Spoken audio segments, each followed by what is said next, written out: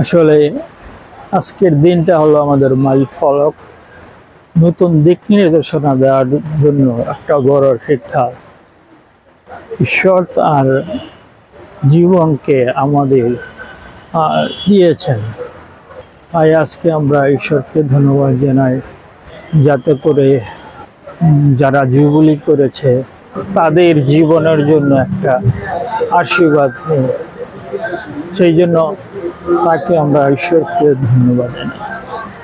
বিশেষ করে যারা রজত জয়ন্তী পালন করছে। আমি যদিও দুর্বল, কিন্তু আমি সবল। সাধারণত সাধু পল বলেন যে আমরা ঈশ্বরের আশীর্বাদ পাই তখনই যখন আমরা দুর্বল থাকি, এবং সেই দিক থেকে আমি অনেক আশীর্বাদ পেয়েছি।